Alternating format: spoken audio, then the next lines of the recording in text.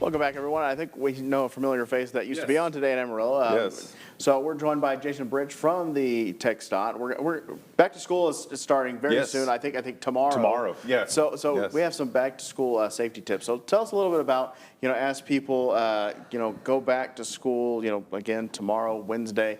What are some things that people need to know as they hit the road? Yeah, thanks for having me. Yes, Amarillo ISD is going back to school tomorrow. That's the first day of school, and then Canyon ISD is going back to school on Wednesday. So a lot of kids, a lot of families are making those plans to go back to school, and we understand it's a chaotic time.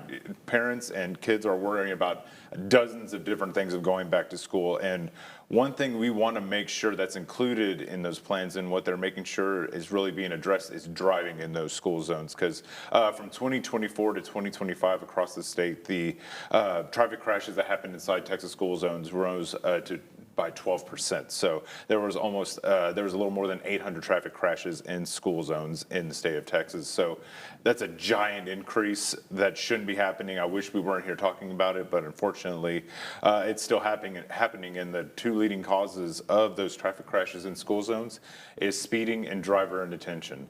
So we want to really drive home the point to people about how necessary it is and how important it is to drive in school zones. And the main thing they can do is to slow down. Take your time, go to the posted speed limit, because whenever you're going into those school zones, as people have seen, there's usually flashing beacons or flashing lights to slow down to that posted speed. So that way everyone can reach their destination safely and kids can go back to school safely as well.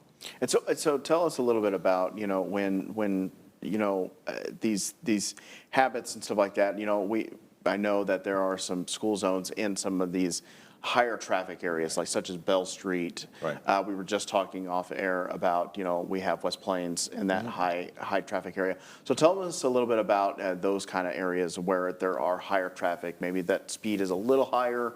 So tell us a little bit about going into those kind of school zones. Right, and so every school zone that you go into, you'll see a posted speed limit of the school zone of the school zone that you're going into. Go to that speed limit, but maybe even go a little bit slower if you're not even comfortable at that speed. Put your phone down, because it is illegal and it's against the law to be on your phone while you're in an active school zone.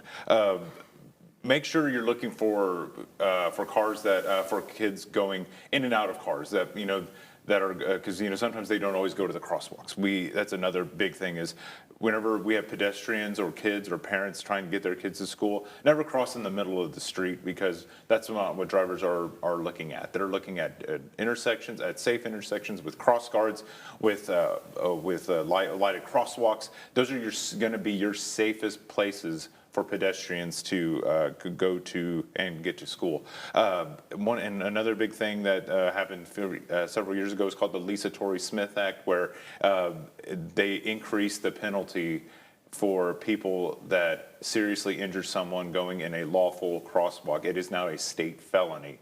So that even ups it even more to really just pay attention, slow down, have your head on a swivel. We understand there's a lot happening when you're going into any of these school zones in the Panhandle, and we just want everyone to reach their destination safely, because I have kids going now to going into school, and they're going to be going into kindergarten, and so I want them to be as safe as possible, and I know every other family is sharing that same sentiment. Now, I know with me, I know that sometimes I'm like, I just avoid the school zone. Of course. If I can avoid it, I'll take a different route. And so what about something like that where you're just like, if I can do that? Absolutely. Yeah, and that's another part of it, is making a plan for people that have to go through normal school zones. With schools starting back up this week, make a plan if you can to find an alternative route. But if it just so happens you do have to go through that school zone for whatever reason, just plan ahead. Maybe leave a little bit earlier. Slow down. Make sure.